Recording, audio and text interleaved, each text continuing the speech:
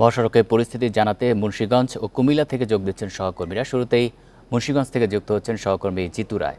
জিতু রায়, মুন্সিগঞ্জের মহাসড়কের কি পরিস্থিতি জানাবেন? কোনো যানজট রয়েছে কিনা? যাত্রী ভোগান্তি কি আছে?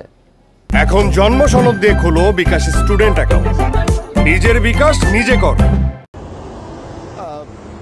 সকালে যে পরিস্থিতি ছিল মুন্সিগঞ্জের মাওয়া প্রান্তে, পদ্মা সেতুর মাওয়া প্রান্তে, সে পরিস্থিতি একেবারে ভিন্ন রূপ। কিন্তু এখন দুপুর 2টার পর থেকেই গাড়ির যে দীর্ঘ সারি সকালে আমরা লক্ষ্য করেছিলাম সেটি কিন্তু কমতে শুরু করেছে।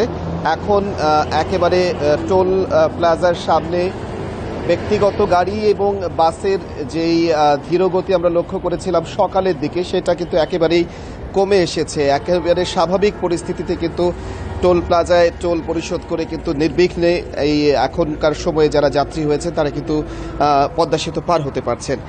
মোটরসাইকেলের যে বিশেষ লেনটি রয়েছে সেখানে কিছু সারি লক্ষ্য করতে আমরা পাচ্ছি।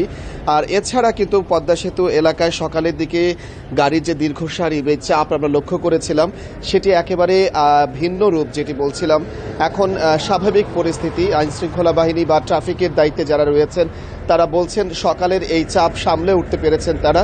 সকালের দিকেই রোদের প্রখরতা এবং ছুটির দ্বিতীয় দিন শুরুর দিকেই মানুষের একটা প্রবণতা ছিল সকালে বের হয়ে যেন খুব দ্রুত পদ্মা সেতু পার হয়ে নির্বিঘ্নে নিজ গন্তব্যে ফিরে যেতে পারেন। তার জন্যই কিন্তু তারা সকালের দিকে বের হয়েছিলেন। এখনকার পরিস্থিতি একেবারে ভিন্ন একটি রূপ। পদ্মা সেতু মাওয়া প্রান্তে এখন পরিস্থিতি স্বাভাবিক রয়েছেন। ব্যক্তিগত বা বাসের সংখ্যা একেবারে কম এবং 7টি বুথ দিয়ে কর্তৃপক্ষ টোল আদায় করতে পারছেন খুব স্বাভাবিকভাবেই। যেহেতু আপনি থাকবেন আমাদের সাথে, আমরা এবার কুমিল্লার সড়কের পরিস্থিতি জানবো। সেখান থেকে যুক্ত হচ্ছেন সহকর্মী তানভীর খন্দকার।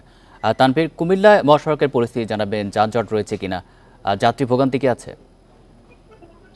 কুমিল্লাতে আসলে এখনো পর্যন্ত আমরা যেটি জেনেছি যে দাউদকান্দি টোল প্লাজা এলাকায় কিন্তু সেখানে যানবাহনের ধীর গতি রয়েছে। সেক্ষেত্রে দাউদকান্দি উপজেলার আমিরাবাদে একটি দুর্ঘটনাকে কেন্দ্র করে সেখানে যানবাহনের যে জটলা তৈরি হয়েছিল সেটি কিন্তু এখন যানজটে পরিণত হয়েছে বলে সেখান থেকে আমাদের স্থানীয়রা জানিয়েছে। অন্যদিকে বেলা 11:30টার দিকে আমরা জেনেছিলাম যে চান্দিনা উপজেলার বেলাশ্বরে ঢাকা চট্টগ্রাম মহাসড়ক অবরোধ করেছিল গার্মেন্টস কর্মীরা। তারা বেতন ও বোনাসের দাবিতে মহাসড়ক অবরোধ করে রাখে 1.5 ঘন্টা, যে কারণে কিন্তু এই অবরোধের জায়গা থেকে দুই পাশে ঢাকা এবং চট্টগ্রামমুখী 10 কিলোমিটারের মতো যানজটের তৈরি হয়। সেই যানজট কিন্তু এখন সামাল দিতে হাইওয়ে পুলিশ, জেলা প্রশাসনের নির্বাহী ম্যাজিস্ট্রেটগণ এবং জেলা পুলিশের সদস্যরা কিন্তু মাঠে রয়েছে। আমি এখন যে জায়গাটিতে আছি সেটি হচ্ছে চান্দিনা বাজার। এই জায়গাটি খুবই ঝুঁকিপূর্ণ হিসেবে রেখেছিল হাইওয়ে পুলিশ যানজটের জন্য। এই জায়গাটিতে অতিরিক্ত পুলিশ মোতায়েন করেছে।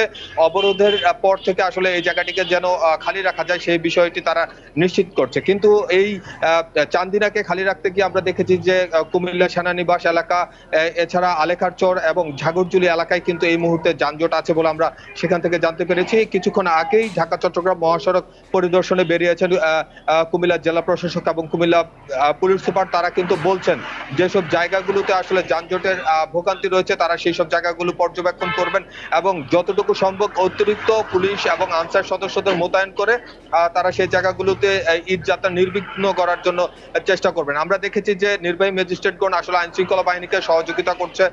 তারা বলছে যে শুধু ঢাকা চট্টগ্রাম মহাসড়ক নয়, কুমিল্লা সিলেট এবং কুমিল্লা নোয়াখালী মহাসড়কগুলো যেন ঈদ যাত্রা নির্বিঘ্ন হয় সেই ব্যাপারে তারা সচেষ্ট থাকবেন। তো আপাতত ঢাকা চট্টগ্রাম মহাসড়ক কিছুটা যানজটের ভোগান্তি রয়েছে।